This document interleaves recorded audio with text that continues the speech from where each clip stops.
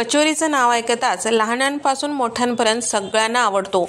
घरच्या घरी तुम्ही हलवाई स्टाईल जर कचोरी बनवताल तर नक्कीच सगळ्यांना आवडेल। करायला सोपी आहे, खायला मस्त खमंग आहे।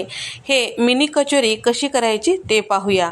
पहिल्यांदा मसाला तयार करण्यासाठी इथे मी 2 चमचे धने, 1 चमचे बडीशोप, 1 चमचे जिरे घेतलेले आहे, अर्धा चमचा शहाजिरा, 5 ते 6 लवंगा आणि 3 हिरव्या वेलच्या, 8 ते 10 काळे मिरी यामध्ये टाकून छान असं खमंग वास येईपर्यंत परतून घ्यायचं आहे। करपू द्यायचं नाही, मोठा गॅस करायचा नाही। तर या मसाल्यामुळे आपली कचोरी मस्त हलवाई स्टाईल बनते। तर या ठिकाणी आता थंड झाले की थोडंसं या पद्धतीने रवाळ असं काढून घ्यायचं आहे मिक्सरला। अगदीच पावडर करायचं नाही, पावडर केलं तर कचोरीला स्वाद येणार नाही। तर या ठिकाणी आता मी 2 तासापूर्वी मुगाची डाळ कपभर इतकी स्वच्छ धुवून भिजत ठेवलेलं होतं। सालीची मुगाची डाळ घेतलेली आहे, तुम्ही पॉलिशची घेतलं तरीही चालतो। तर छान असं भिजल्या गेलेलं आहे, तुम्ही बघू शकता। आता यावरचे एक्स्ट्राचं पाणी काढून टाकायचं आहे आणि मिक्सरला थोडंसं ओबडधोबड असं फिरवून घ्यायचं आहे। इथे मी मुगाची डाळ सगळी या पद्धतीने भरड सारखी काढून घेतलेली आहे, म्हणजे कुठे कुठे मुगाची डाळ असेल तर कचोरी खाते वेळेस मस्त लागते। आता याला फोडणी देण्यासाठी कढईमध्ये 4 चमचे तेल टाकून घेतलेलं आहे, पाव चमचा हिंग टाकून घेतलेला आहे, सोबतच तयार करून घेतलेलं जे मसाला होता ते सुद्धा यामध्ये परतून घेतलेला आहे आणि 1 चमचाभर इतकं कसुरी मेथी हातावर चुरून टाकलेली आहे आणि 4 चमचे इथे मी बेसन पीठ टाकून घेतलेले आहे, अर्धा चमचा हळद, 2 चमचे लाल मिरची पावडर आणि 2 चमचे आमचूर पावडर, चवीपुरतं मीठ टाकून घेतलेलं आहे। छान असं परतून घ्यायचं आहे। आता कमी गॅसवरच हे परतून घ्यायचं आहे, मसाले करपू द्यायचे नाही। तर इथे आपले सगळे मसाले छान असं तेलात परतून झालेला आहे। आता मिक्सरला फिरवलेली मुगाची डाळ यामध्ये टाकून घ्यायचं आहे, 2 चमचे पिठी साखर, 1 चमचा किसून घेतलेलं आलं यामध्ये टाकून घेतलेलं आहे। सगळं छान व्यवस्थित मिक्स करायचं आहे, याचा कच्चेपणा जाईपर्यंत छान असं परतून घ्यायचं आहे, थोडं मोकळा सुटसुटीत होईपर्यंत यामध्ये परतून घ्यायचं आहे, करपू द्यायचं नाही, गॅसचा फ्लेम कमीच ठेवायचा आहे। सुरुवातीला बेसन पीठ भाजून घेतल्यामुळे नंतर मुगाची डाळ टाकली तरी सुद्धा याच्या गुठळ्या होणार नाही, कारण पूर्ण आपण पहिल्यांदा बेसन पीठ भाजून घेतल्यामुळे त्या वाटणाला छान असं कोरडेपणा आलेला होता। परत आपण यामध्ये मुगाची डाळ टाकलेली आहे, त्यामुळे छान व्यवस्थित भाजले जाते। या ठिकाणी छान 1 मिनिट भाजून घेतल्यानंतर इथे आपलं सारण तयार झालेलं आहे, तुम्ही बघू शकता। जसजसं थंड होईल तसतसं छान आणखीन मोकळा सुटसुटीत होतो। कचोरीच्या आवरणासाठी इथे मी अर्धा किलो मैदा छान चाळून घेतलेला आहे, त्यानंतर अर्धा चमचा ओवा हातावर चुरून टाकलेला आहे, अर्धा चमचा मीठ सुद्धा यामध्ये टाकून घेतलेला आहे। कचोरीचं आवरण छान खस्ता होण्यासाठी इथे आपण यामध्ये साठासाठी तूप वापरत आहोत, तुम्ही तेल सुद्धा वापरू शकता, पण तूप टाकून केलेली जी कचोरीचं आवरण आहे छान खस्ता बनते। साधारण पोहे खायच्या चमच्याने 5 चमचे इथे मी तूप टाकून घेतलेलं आहे, छान व्यवस्थित मिक्स करून घ्यायचं आहे।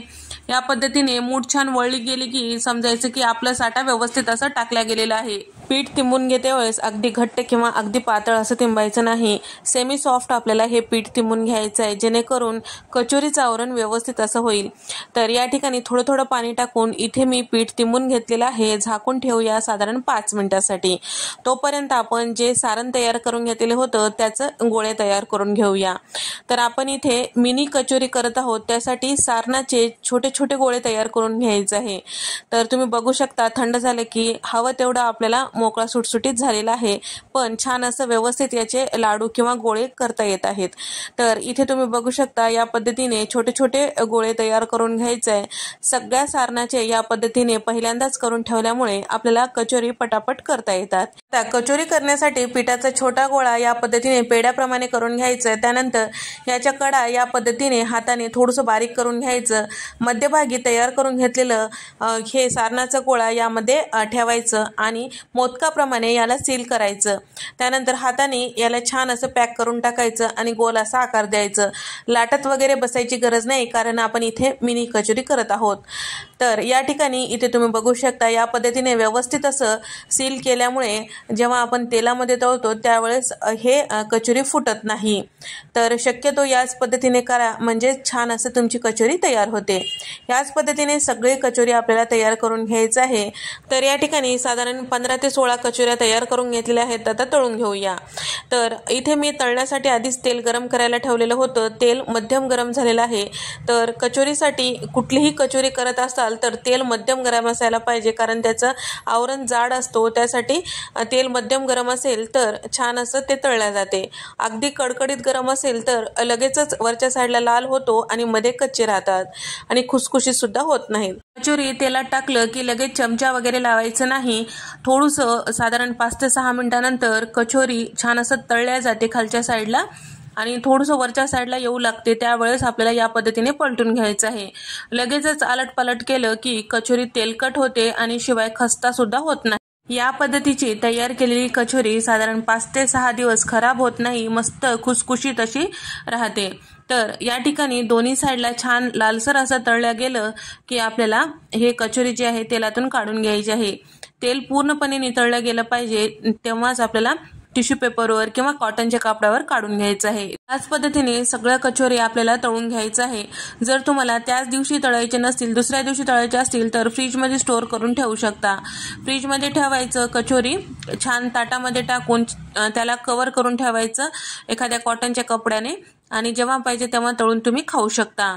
तर हा व्हिडिओ आवडला असेल तर व्हिडिओला लाईक करा, चॅनलला सबस्क्राईब करा आणि तुम्हाला हा व्हिडिओ कसा वाटला कमेंट करून सांगा.